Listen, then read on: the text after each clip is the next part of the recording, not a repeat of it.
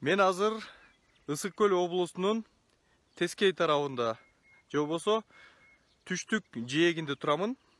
Мен мына артымда турган жол бул балыкчыдан Караколду көздөй кете турган 230 чакырымды түзө турган жол. Бул албетте Тоң районунун жана Жетөгүз районунун тургундарын Борбор кала Бишкекти көздөй барса дагы, же болбосо облус центри Каракол шаарына бара турган болсо дагы, тоңдуктар балыкчы шаарына жумуштап бара турган болсо дагы, мына ушул жол менен өтөт. Ушул жол аркылуу алардын бардык тиричилиги жүрөт. Ошол 230 чакырым жолдун бир 90%, же болбосо бир 200 чакырымдан ашыгы ушундай абалы өтө начар. Бул жерде бүгүнкү стандарттарга такыр жооп бербейт. Жолдун, мына өзүңүздөр көргөндөй, жолдун энендиги мен азыр санап деле көргөзөйүн. Мына 1 2 3 4 5 5,5, кээ бир жерлерде жээктерин жеп салган жерлери 5 4 ушундай метр тегерегенде эле түзөт. Жыл сайын минтип бир аз жамап коет. Жамалбай турган кезде мындан дагы жаман болот. Жолдун жээгин жеп койгон. Ушул жол Советтер Союзу учурунда эле салыныптыр бул көлдүктөрдүн айтымында. Ошондон бери эч кандай оңдоло элек. Эң кызыгы, кыргызстандыктар жакшы билет, Кыргызстандын бюджетинин 15%, айрым учурда 18%-на чейин толтурган Кумтөр кени дагы мына ушул түштүк жээгде жайгашкан Жетөгүз районунун Барскон айылында. Ошол Кумтөр ишканасы мына 98-жылдан бери Кыргызстанга пайда алып келип аткан ишкана дал ушул мен турган аймакта жайгашкан. Демек, ушунчалык баягы киреше берип аткан аймактын, киреше берип аткан кен байлык турган аймактын ошол жактагы жолдун абалы ушундай начар. Буга 30 жылдан бери бийликтер көңүл бурган эмес. Ошону айтып коюу керек. Андан тышкары ошол Кумтөр компаниясынын оор жүк ташуучу автоунаалары дал ушул жол менен өтөт. Күнүгө жүздөгөн тонналап жүктөрдү алып өтүшөт. Ошону айтып коюу керек. Бул жерде элдин нааразычылыгы күч экен. Көпчүлүгү менен сүйлөшпөйлү ушул жолго өлкө бийликтер көңүл бурмай койгонун айтып келишет. Жолубуздун көйгөйү 75-жылдан бери жасап түзөп оңдоп эле келатышат жергиликтүү деулар. Бирок биздин жолго аябай ремонтко муктажбыз. Машиналардын баары талкаланат, убагында налогдор төлөнүп атат, бирок эч кандай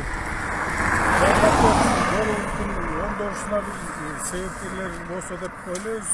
Мен дагы бул жол менен көп каттап калам. Ошол учурда баягы элдин көйгөйүн бийликтерге жеткирип коюуну туура көрүп турам. Кыргызстандагы баягы туризмди өнүктүрүшүбүз керек. Жылына 5 миллион келди дейбиз.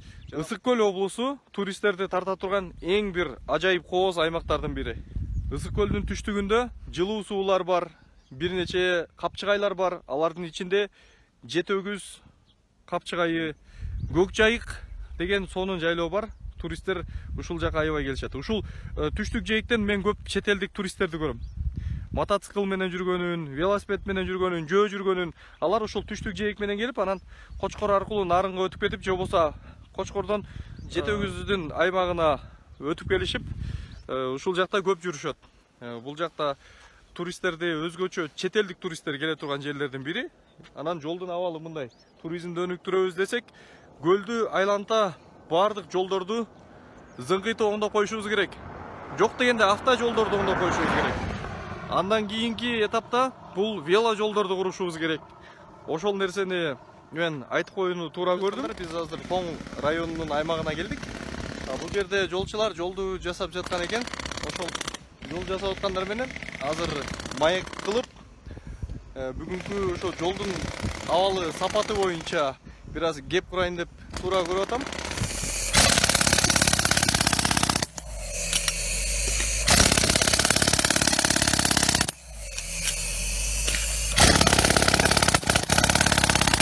касып кетпедик, буну азыр үйлөтөбүз. Асфальт саларга жакын үйлөтүп, о кырына бетон куйлат. Жармаштырат дал, Жалмаштырат. Канчага чыдайт ошо жамаган? Эми ал жаат биз качественный жасаганга аракет кылабыз, бүтүн куябыз. Ал азыр эски асфальт деген бул бир жагын жамасаң бир жагы кетет. Жамаганга аракет кылабыз, чыдайт.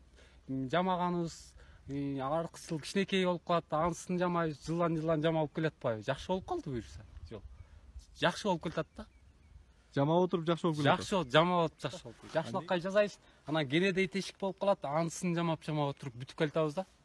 А муну жылда ямыштын ремонт жасабаса, анда бул жол талкаланып калат. Өскөл областынын Жетегиз районунун Дархан айылынын тургуну Жамалат Курмат ушу өкмөткө кайрылуу жасайын дедим эле. Ушу биздин жол боюнча.